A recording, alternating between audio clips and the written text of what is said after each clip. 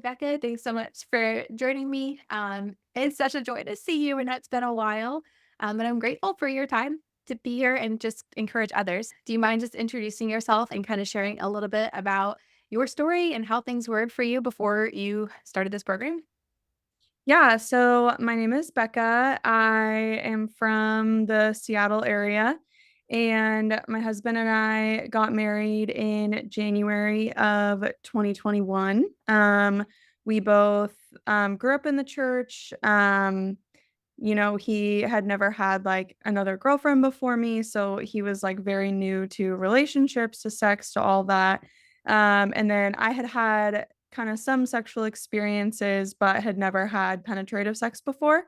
And so we got married, and I was someone who I was really, really excited about sex. And I was like the person asking all my married friends, like, oh my gosh, like, tell me everything about sex. Like, I was so excited about it. Um, and so then our wedding night came, and I was super nervous, which I was not really anticipating because I was so excited. And I was so, so nervous that I just like was not aroused at all. But it felt like this thing that we had to do, like we had to have sex. Like it didn't feel like an option. It felt like this thing that we had to do. And so even though I was, like, not aroused at all, we ended up having intercourse, and it was painful, which I thought was normal at the time because 'cause I'd heard people be like, "Oh, it's supposed to be painful your first time," which is not true. And so it was painful. I wasn't aroused at all. We didn't have any lube, like, it was just so, so hard, so bad. And so then we, like, went on our honeymoon like that, and I just didn't know a lot about my own body at the time, even though I was a biology major. Like, I know a lot about the body, but I didn't know a lot about my body, and I didn't know, like, what aroused me. I didn't know anything like that. And so our honeymoon was rough for the first few days. I was just like, we were having intercourse, but I was not orgasming. I was not having a good time. I was really sexually frustrated. And so we kind of talked, had a game plan, and I was like, "Oh, it's because like, intercourse is not pleasurable to me, and also it's not how I orgasm," which is very common for women. And so we learned more about the clitoris, we learned more about all of that, and for a few months, we had kinda had, like, sex figured out. Intercourse was definitely not, like, amazing, but was manageable, like, it wasn't painful. And then a few months after that is when I started having painful sex and painful intercourse, and at the time, I had no idea what was going on. I'd never heard of vaginismus before. I was like, "Okay, I just gotta go to the doctor, I guess." So I went to the doctor, and originally they thought I had like a mild case of just like different vaginal infections. And so they treated me for that, but like the painful sex never really went away.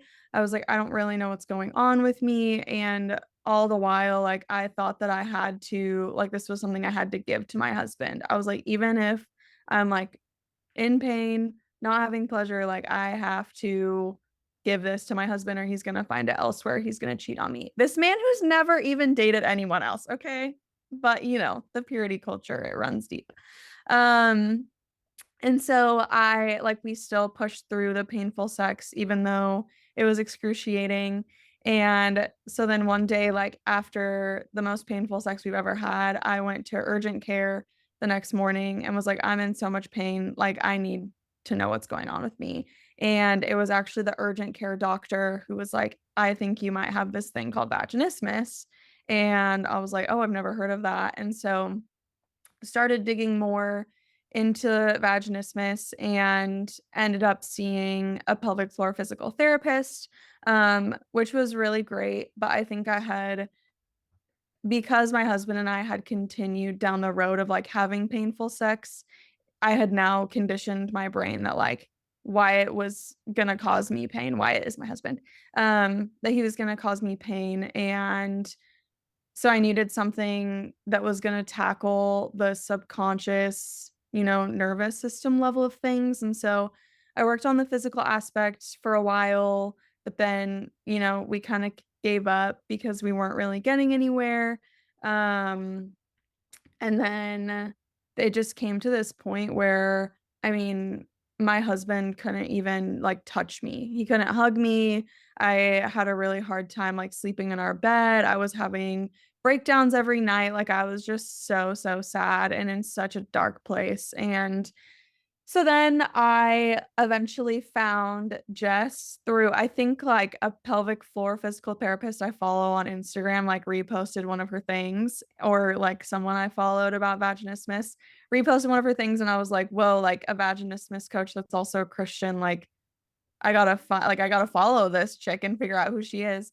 And so I ended up following her because that was another thing that was really tricky is that the physical therapist I was working with wasn't a Christian, and so there was just things that I felt like she didn't understand fully, just about, like, our sex life and about the things that we had chosen for ourselves, and so finding Jess, I was like, "Whoa, who are you?" And so then in September of 2023, I met with Jess on a consultation call, and basically she had kind of had everything that I needed of just like the physical aspect of healing from vaginismus, but also like the psychological and spiritual aspects as well. And so, yeah, I started the course. Now my husband and I are having pain-free sex, which is amazing. And I've also just seen like such a change in my mental health, in my mindset about things. It really honestly changed my life, and I had no idea. And I feel like that is kind of the secret sauce.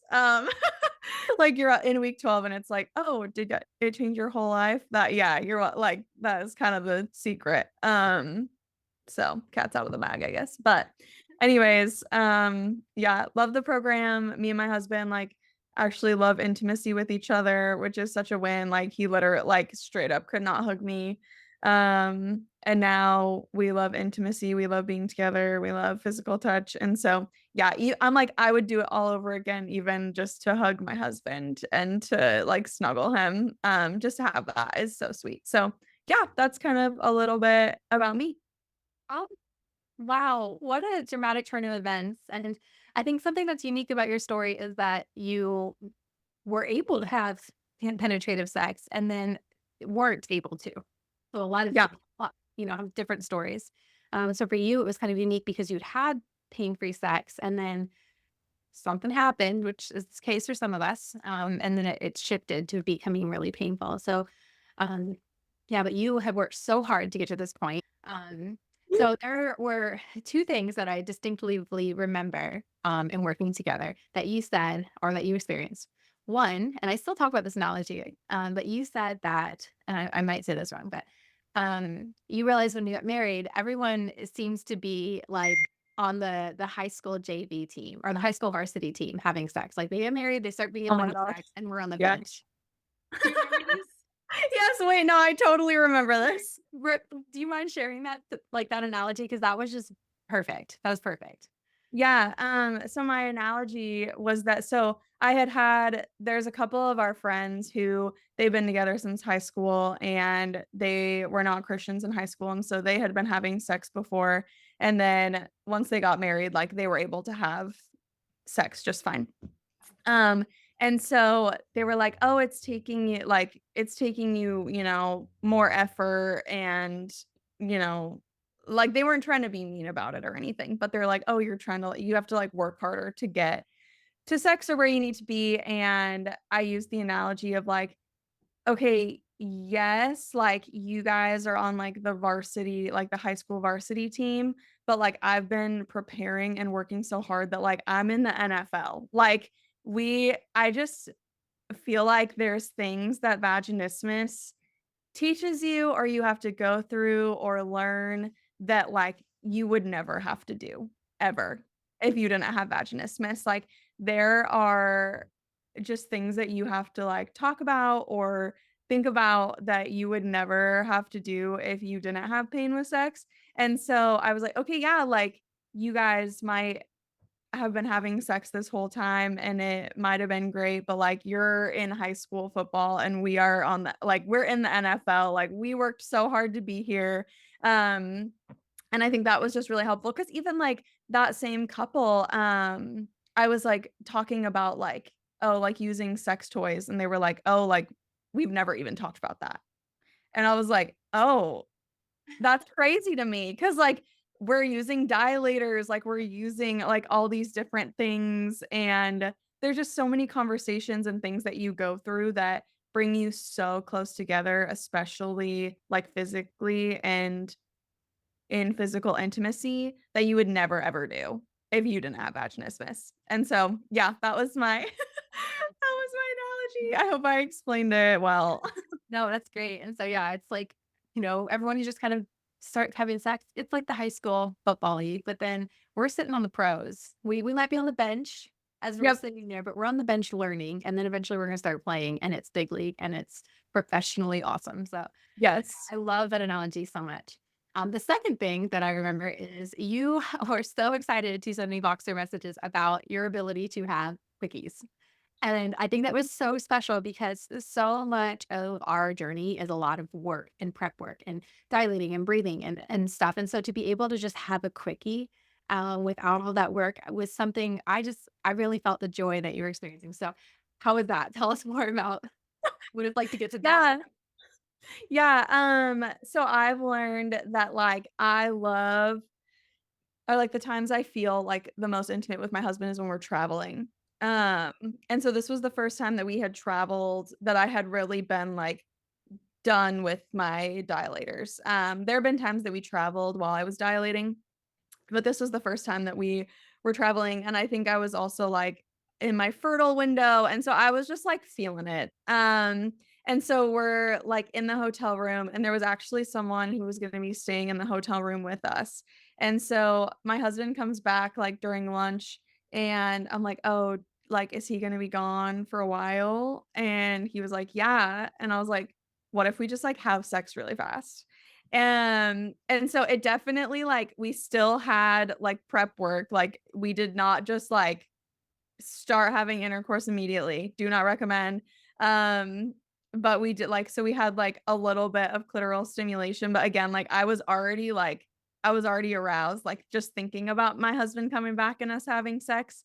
Um and so I think it was, like, probably, like, 10 to 15 minutes, like, from front to back, which was just, like, amazing, and so not every time is like that, like, it totally depends. Like, sometimes we have, long se and sometimes I have to remind my husband, like, "We used to dilate for, like, an hour, like, it's so chill now." Like, it's never like, it is not an hour anymore.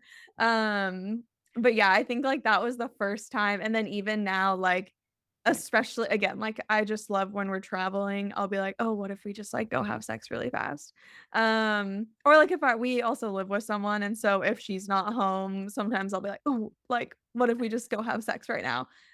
Or she's gonna be gone for, like, 30 minutes or something like that. But yeah, I do remember, like, during dilating, I was like, "Man, like, this is just so long," and kinda what you were saying, like, you feel like it's gonna be this, like, laborious process, but and sometimes sex is that, like, long and drawn out and, but also there is, like, the ability to do that, and it's so fun. I love that. So you had gone from "Don't give me a hug, don't touch me" to "Oh, I'm thinking about this while he's gone, and when he walks in that door, we're going for it." Yeah. That's awesome to just be, Yeah. like, excited again to physically, emotionally, intimately connect with your husband. That's, like, what a lot of what we're looking for in this program is, like, we go from not wanting to be touched to, like, leaning in and really embracing that, and I love Mhm. that story just embodies that so well. So, yeah, what encouragement would you give to someone who's, like, just starting the program right now? Like, if you could whisper some advice to yourself in those early days, what encouragement would you have? Ooh, I think I think my first encouragement is that you're worth it. I think that this program, like, I explain this program as an intensive, and it really is, like, if you really want to get to the point where you are having pain-free sex, like, you have to give it your all, and you are worth it, and your pleasure is worth it, and I remember when I first started, like, printing out like, the self I can't remember what they're called, but the affirmations and writing some down for myself, and they're still in my bathroom to this day, and I still read them to myself every day, and one of them is that, like, my pleasure is worth it, and my pleasure is just as important, and so I think that is probably my biggest encouragement is that, like, you're worth this. Like, you and your husband might have to stay up late, like, but it is worth it, and you're worth it, and you and your relationship are worth it, and, like, your personhood is worth it. Because again, like, it's not just about the sex, even though that is, like, what you're here for, it's not just about the sex. Well, I love that. I mean, the whole "you are worth it," and it's trying to convince someone to like you're worth the investment of money, yes, but of time and just valuing what your body needs. Like it's so beautiful when we are able to understand our bodies at that level, and it is worth taking the time and the effort to get there. I mean, my last question that I usually ask is penetrative sex worth it? So I know we're worth it, our pleasure is worth it. But a lot of people push and they're like, is it really that big of a deal? Like, is it worth going through all this effort to get to enjoy penetrative sex? So is penetrative sex worth it?